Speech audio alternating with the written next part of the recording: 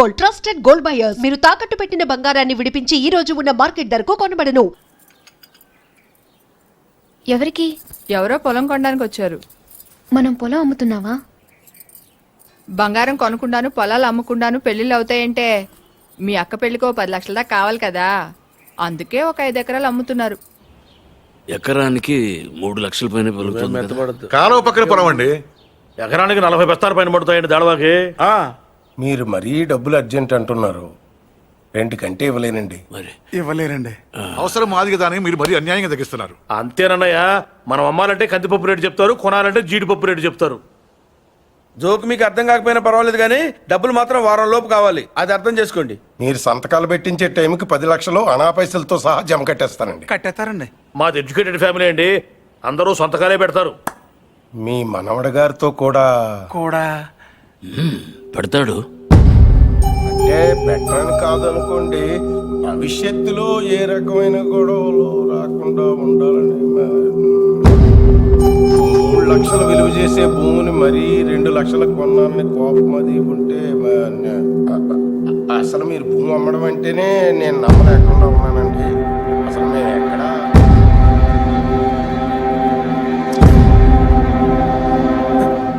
Stamp paper కొన్నారా? కొన్నానండి. కొనం అక్కడితో ఆపేద్దాం అనుకుంటున్నానండి. నన్ను వదిలేండి మూర్తి గారు, నేను మీ పొలం కొనలేను. కొనలేరండి. ఏమైందండి? నేను నచ్చలేదో, నేను చెప్పిన రేట్ నచ్చలేదో వారి మనవడి గారికి ఈ పొలం అమ్మడం ఇష్టం లేనట్టుందండి. నన్ను వదిలేండి సార్. వస్తానండి. వస్తామండి. నీకు ఇష్టం లేకపోతే ముందే చెప్పొచ్చుగా, వాళ్ళ ముందు మా పరువు తీయాలా? ఇంకా ఎందుకనయ్యా నిల్చొని చూస్తున్నావు? వీడింట్లో ఉండగా పిల్లల పెళ్లిళ్ళు కాదు కదా, పుట్టినరోజులు కూడా జరగకూడదు. పార్థు వచ్చాడని పండగ చేశారు కదా, ఈ ఇంట్లో అదే ఆఖరి శుభకార్యం. మన వాడు కానప్పుడు మనవడైతే ఏంటి, తొక్క ఎవడైతే ఏంటి.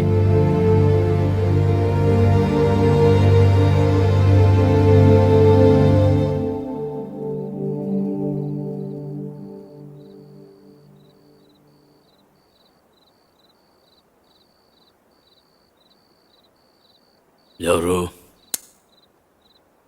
పార్థు.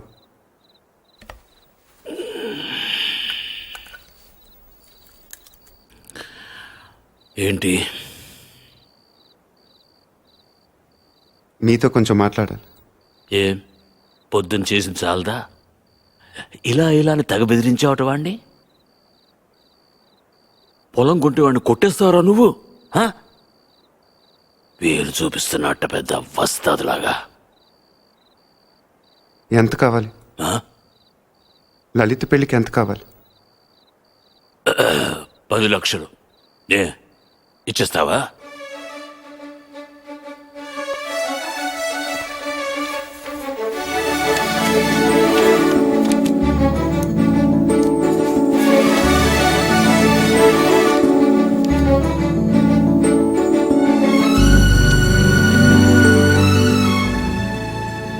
ఇప్పటిదాకా మీరు పోగొట్టుకొని చాలుతుంది. పొలం కూడా పోగొట్టుకోవటం నాకు ఇష్టం లేదు.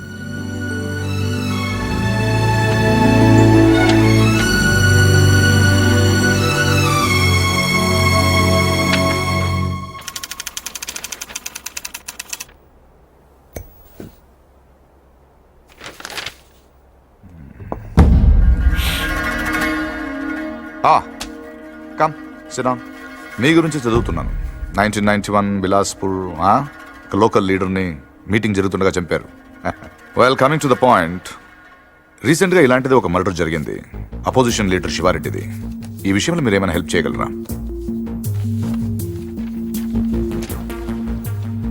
ప్రొఫెషనల్ చేశాడు ఇది. ఎలా చెప్పగలరు? టెలిస్కోపిక్ గన్, నుదుట మీద బుల్లెట్, కాస్ట్లీ మర్డర్. ఓ, రఫ్గా ఎంత తీసుకుంటారు? 1-2 కోట్లు. అంతా? ఈ ఉద్యోగాలన్నీ మానేసి ఇలాంటిది ఒకటి చేస్తే లైఫ్లో సెటిల్ అయిపోవచ్చేమో కదా. సరే, అంత డబ్బు ఎక్కడ దాస్తారు వీళ్ళు? బ్యాంక్లో. బ్యాంక్లోనా? అక్కడ దాస్తామని మీకు కూడా డౌట్ రాలేదు కదా? నిజమే, ఈ కేసులో ఎటువైపు వెళ్ళినా అన్ని దారులు మూసిపోతున్నాయి. ఇది శివారెడ్డి మర్డర్ జరిగిన స్పాట్ దగ్గరలో యాక్సిడెంట్ జరిగింది. ఒక కారు, ఓ పెట్రోల్ ట్యాంకర్ ఒకదాన్ని ఒకటి గుద్దుకున్నాయి. విచిత్రం ఏంటంటే ఈ రెండు బళ్ళు ఒకటే అద్దెకు తీసుకున్నాడు. అది వీడు. ఆ యాక్సిడెంట్లో వీడు పోయాడు, అక్కడ ఆగిపోయాం. వీడు చంపడు. వీడు నా దగ్గర పనిచేశాడు. వీడు ఎస్కేప్ మాత్రం ప్లాన్ చేస్తాడు. మర్డర్ వేరే వాడు చేస్తాడు. ఎవడు? నందు. నందు ఎలా ఉంటాడు? పొడుగ్గా ఉంటాడు. కళ్ళు ఎలా ఉంటాయి? వేటకెళ్ళేప్పుడు పులి కళ్ళు ఎలా ఉంటాయో అలా ఉంటాయి. కోపంగా, సూటిగా. వాడు మీకు దొరకడు.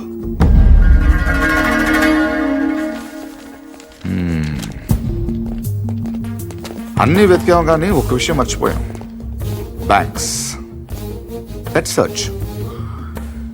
శివారెడ్డి మర్డర్ జరగడానికి 15 రోజుల ముందు నుంచి అన్ని నేషనలైజ్ బ్యాంక్స్ లో ₹1,00,00,000 అంతకంటే పెద్ద అమౌంట్ ఏ ఇండివిజువల్ అకౌంట్ కైనా డిపాజిట్ అయ్యిందా వెతకండి. సార్ అలాంటి విషయాలు బ్యాంకులు బయటికి చెప్పరు సార్. లంచం ఏమండి అయ్యా, ఇండియాలో దానికి అవ్వని పని లేదు. Search search search search.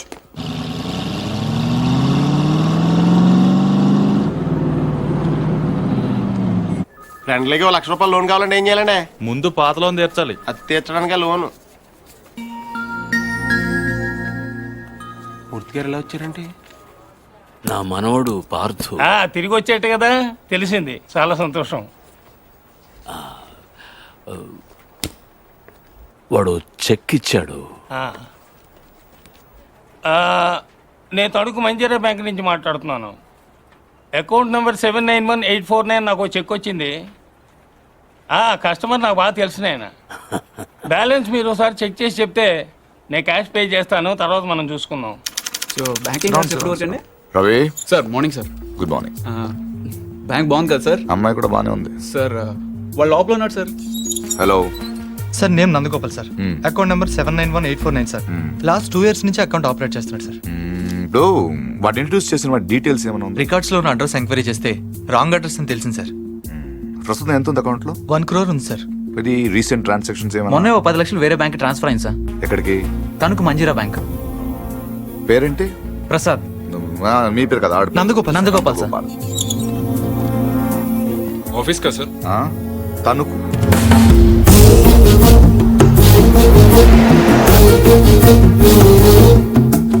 Anjaneya Prasad from audit department. ఎప్పుడు వచ్చారు సార్? ఈ క్వశ్చన్ వేస్ట్. మీరు చూస్తున్నాం కదా వచ్చాను. పైన పెద్ద గడియారం ఉంది, చూసుకోలేరా? నా పేరు దత్తు సార్. నేను అడిగానా? ఏం కావాలి సార్? ఇంతసేపు ఓ మంచి క్వశ్చన్ అడిగారు. అకౌంట్స్ చూడాలి. ఈ 10 లక్షలు చెక్ ఎవరిది? ఇది సత్యనారాయణ మూర్తి గారని పక్కనే బాసర్లపొడి గ్రామంలో ఉంటారు. వాళ్ళ మనోడు ఇచ్చాడు. పేరేంటి? పార్థసారథి. పార్థు. 791849 నందగోపాల్. నందగోపాల. మరి ఇక్కడ పార్థసారథి ఉందేంటి? సంతకం నేనంత కీన్ గా చూడలేదు సార్, తెలిసిన వాళ్ళే కదా అని.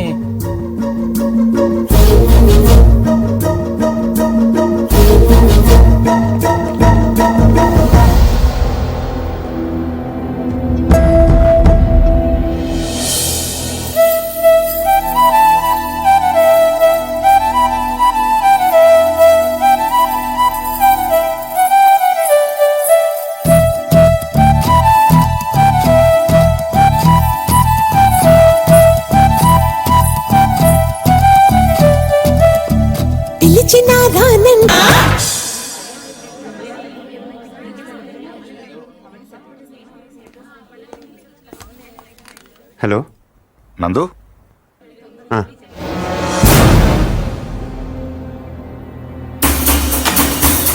Yes! Come on! Don't waste time! Go fast! అరే ఓకే సార్. రవి ఇద్దరిని అలాగే cover this areas. Ravi sir అలాగే ఫస్ట్ ఫ్లోర్కి వెళ్ళి అక్కడ తెచ్చుకో and cover the backyard. Okay sir. Sorry Murthy garu, sorry for the inconvenience. ఏంటి దొరికాడా? లేదు సార్. వెనక్కి వెళ్ళెత్తకండి. బై మూర్తి గారు, మీ ఇంట్లో ఉన్నాడు కుర్రోడు. వాడు మీ మనోడు కాదు. వాడి పేరు Nandu. He's a professional killer. Opposition leader Shivareddy murder కేసులో వాడి కోసం వెతుకుతున్నాడు. ఎస్ఐని టీవీ దగ్గర రమ్మని చెప్పు.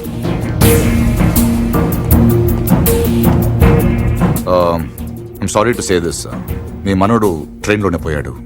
వాడి బాడీ గాంధీ హాస్పిటల్ మార్చరీలో ఉంది. ఏంటి? దొరకలేదు సార్. నాకు తెలుసు వాడు దొరకడు.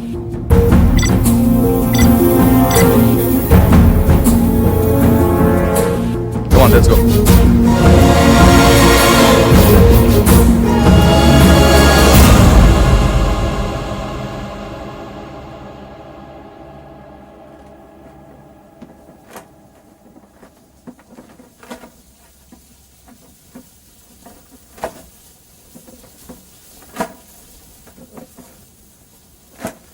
అసలు ఇంట్లో ఉంది మనవాడో మనవాడు కాడో ఎవడో బయటోడు వచ్చి చెప్తే తప్ప తెలుసుకోలేని స్థితిలో ఉన్నాం మనం.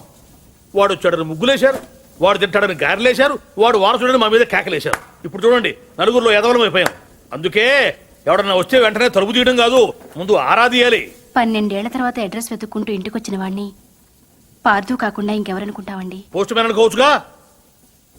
దేవుడి దయ వల్ల 3 పడ్డాక పోలీసులు వచ్చారు. అదే ముందు వచ్చుంటే ఏముంది, తీసేసిన ఆకులు, ఎత్తేసిన కుర్చీలు, పీకేసిన పందిరి, ఆటి పక్కన మన అమ్మాయి. లైఫ్ లాంగ్ పెళ్లి పెటాకులు లేకుండా పడి ఉండేది. ఎంత ఈజీగా ఉన్నాయి ఆ మాట. పీటల మీద పెళ్ళి అయిపోతే ఇంకేమైనా ఉందా? 10 లక్షలు ఖర్చు పెట్టి చేశాం. ఆయన కర్మ కాకపోతే పూజారి గారింటికి రావుడు పోవడం ఏంటి, మన ఇంటికి రాక్షసుడు రావడం ఏమిటి చెప్పు. అసలు మన పార్థుని కూడా వాడే చంపేసి ఉంటాడన్నయ్య. ఏమో. శివారెడ్డిని చంపినట్టుకి ఇదో పెద్ద లెక్క చెప్పు. బాగా చెప్పావు. ఇంకా నయం, పోలీసులు రావడం ఆలస్యమైనట్టయితే వీడిని అనుమానిస్తున్నాను, నన్ను చంపేసి ఉండేవాడు. ఏమో. కరెక్ట్ సార్, ఆడు చాలా దుర్మార్గుడు అండి. ఎంత దుర్మార్గుడు కాకపోతే నాయన నెత్తి మీద తుపాకీ పెట్టి మీ పొలంలోంచి కంచి ఏం చేస్తాడు చెప్పండి. ఆడేం చేసినా మీ ఎవరికే తెలియదండి. మీ అమ్మాయి పెళ్లికి 10 లక్షలు ఖర్చు అయిందండి. మీరు పొలం అమ్మలేదు, మీ ఆడోళ్ళు బంగారం అమ్మలేదు, మన కృష్ణమూర్తి గారు గవర్నమెంట్ ఆఫీసర్ అయినా లోన్ తీసుకురాలేదు. మరి ఎలా జరిగిందండి? ఆడిచ్చాడండి. తాతగారికి 10 లక్షల రూపాయలు చెక్ ఇచ్చాడండి. ఈ విషయం మీ ఎవరికైనా తెలిసిందండి? తెలీదండి. పైగా మొత్తం మీరే ఖర్చు పెట్టి పెళ్లి చేసామనే ఫీలింగ్ లో ఉన్నారు చూసారండి. అందుకనండి ఆయన దుర్మార్గుడు అనేది. ఎప్పుడు చీకట్లో ఉండే పూజారి గారింటికి కరెంట్ వచ్చింది, వాళ్ళ అమ్మాయికి ఆపరేషన్ అయ్యి ఇంటికి వచ్చింది. అసలు వాళ్ళ ఇంటికే ఓ కళ వచ్చింది. వీటన్నిటికీ డబ్బులు ఎవడిచ్చాడండి? మళ్ళీ ఈడే 3 లక్షలు ఇచ్చాడు. నేనే సాక్ష్యం. ఎవరికైనా తెలిసిందండి? పాపం పూజారి గారికి ఏమో చీకట్లో కనపడక ఈయన చూసి రావడం అనుకుంటున్నారు. మీకు తెలిసినట్టు రాక్షసుడే అని తెలియదు కదండి. ఇంకా మీరేం భయపడక్కలేదు సార్. తప్పు బయటపడిపోయింది కదా, ఈ పాటికి పారిపోయి ఉంటాడు.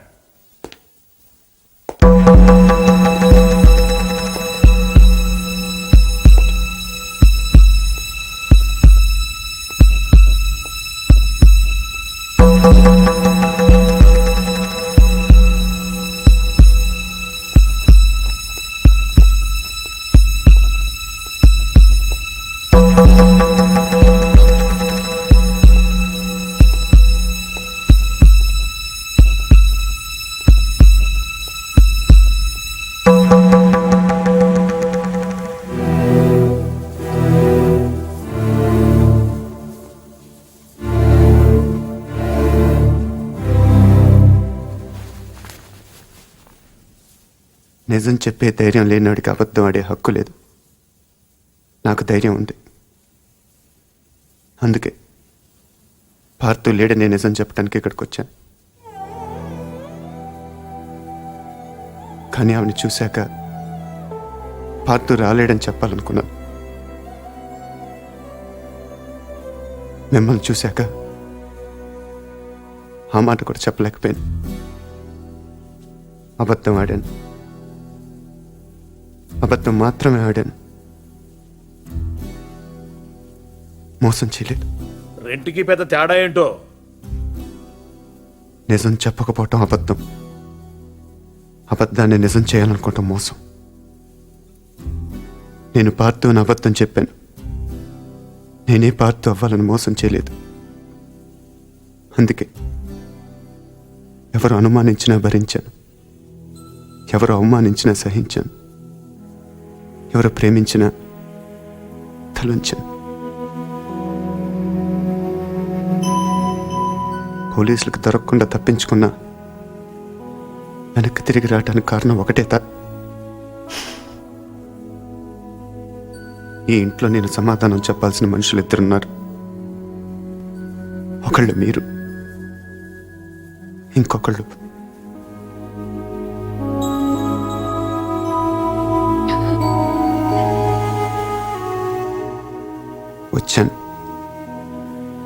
చెప్పాను. ఇంకా మీ ఇష్టం.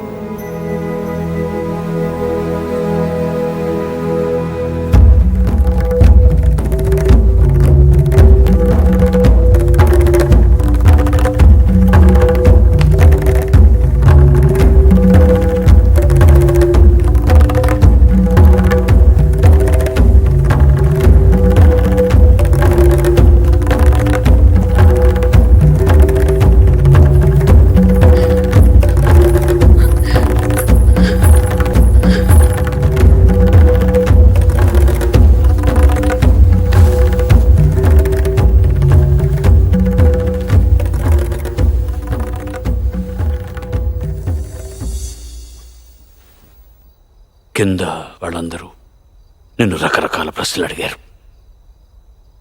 ఎందుకు నువ్వు పార్థు అని అబద్ధం చెప్పావు, ఎందుకు అలా చేశావు, ఎందుకు ఇలా చేశావని. నేను ఒకే ఒక్క ప్రశ్న అడుగుతున్నాను, సమాధానం చెప్తావా? ఎవడో రైల్లో పోలీస్ కాల్పుల్లో చనిపోతే నీ దారిన నువ్వు పారిపోకుండా వాడి ఇల్లు వెతుక్కుంటూ ఇంత దూరం ఎందుకు వచ్చావు? వాళ్ళ పొలం సమస్యల్లో ఉంటే నువ్వెందుకు తీర్చావు? వాళ్ళ పిల్ల పెళ్ళంటే నువ్వెందుకు డబ్బులు ఇచ్చావు? వాళ్ళు తిడితే ఎందుకు పడ్డావు?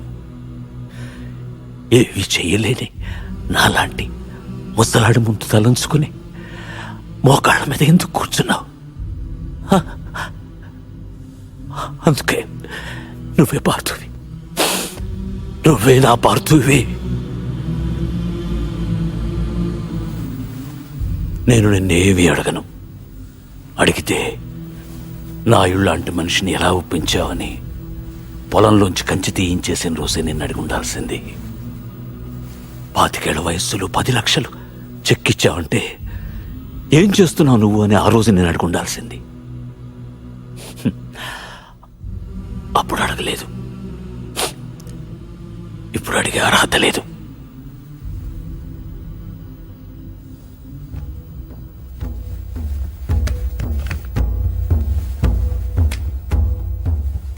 ఇది నా కొడుక్కు నేను కొనిచ్చాను.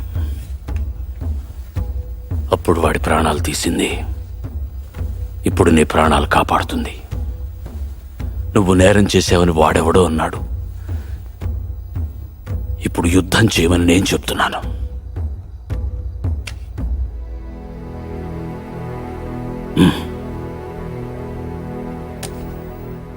వెళ్ళు, గెలిస్తేరా, గెలవకపోతే నువ్వేమైపోయావనే నిజం నాకు తెలియనివ్వకు. ఈ వయసులో నాకు కావాల్సింది అబద్ధాలు నిజాలు కావు, జ్ఞాపకాలు. నీ వల్ల అవి నాకు బోల్డెన్నున్నాయి, చాలు.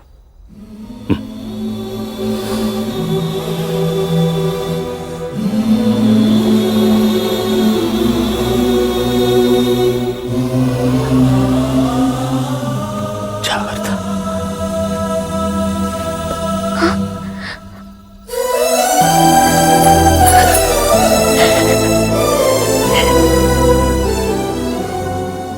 నేను వస్తాను.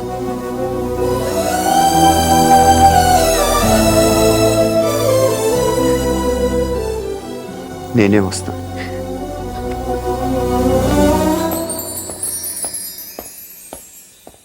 పొజిషన్ ఏంటే బ్రహ్మాండంగా ఉందండి. ఉత్తరాంధ్ర కూడా స్వీప్ అని అంటున్నారు. 30కి దగ్గర 30 అంటే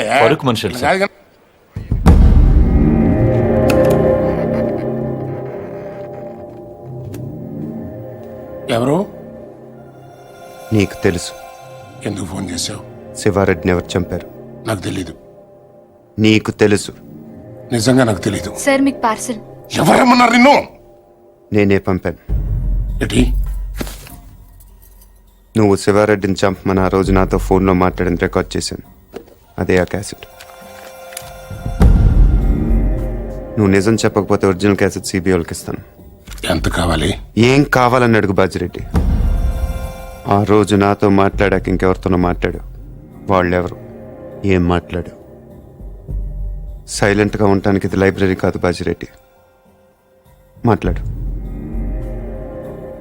ఆఖరి సార్ అడుగుతున్నాను బాజిరెడ్డి.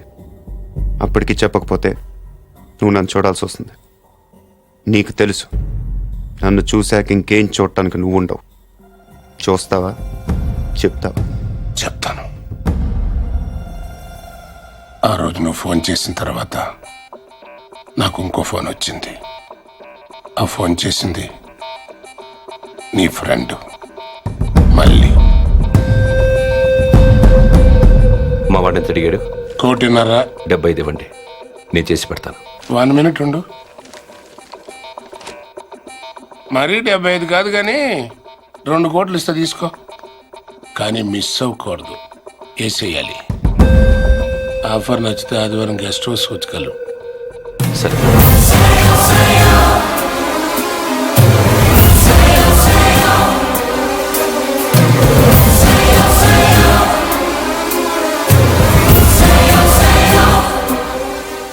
మళ్ళీ ఎక్కడ? కావాలంటే నువ్వు వాడిని చంపేసుకో, నేను అడ్రాను. రేపు నేను సీఎం అయిన తర్వాత నీ మీదకి ఏ కేసు రాకుండా నేను చూసుకుంటాను. ప్లీజ్ దీని ఒరిజినల్ కేసెట్ నాకు ఇచ్చేసేయి. సారీ బాజిరెడ్డి, నేను అబద్ధం చెప్పాను. నువ్వు ఆ రోజు మాట్లాడింది రికార్డ్ చేయలేదు. మరిది ఎంటీ. కానీ ఇప్పుడు మాట్లాడింది రికార్డ్ చేశాను.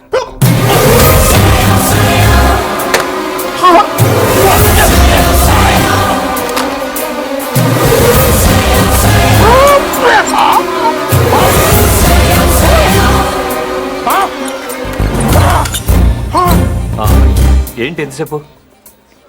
ఫోన్ డెడ్ అయింది. చాలా బిజీగా ఉన్నాను. Evening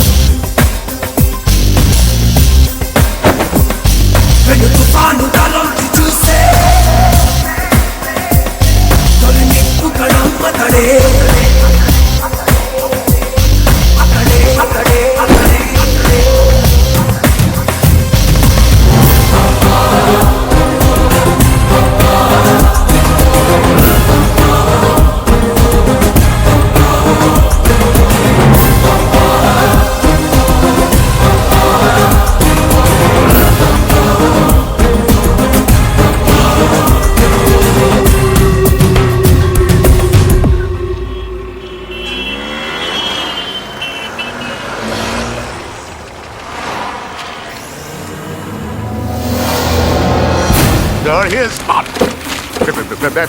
Come on, get the car, get the car.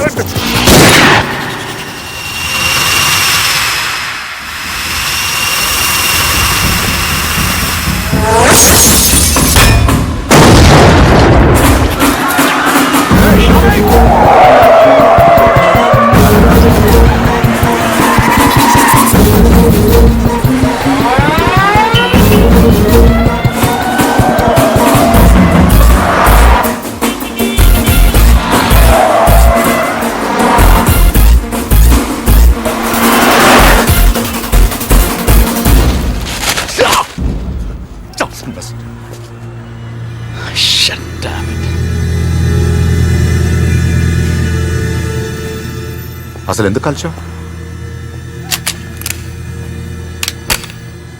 ఎంత తీసుకున్నావు? How much?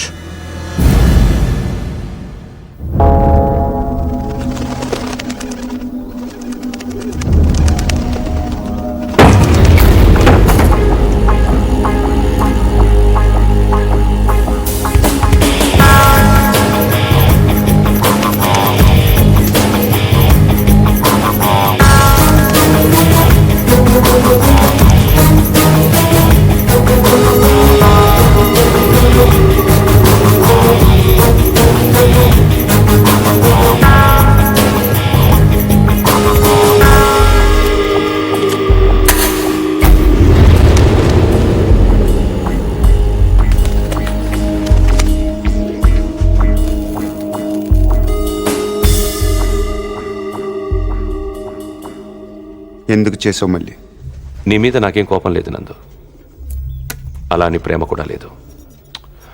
ఇద్దరం కలిసి ఒకరిని చంపేవాళ్ళం, అంతేగాని ఒకళ్ళ కోసం ఒకళ్ళు చచ్చేంత రిలేషన్ లేదుగా మన ఇద్దరికి.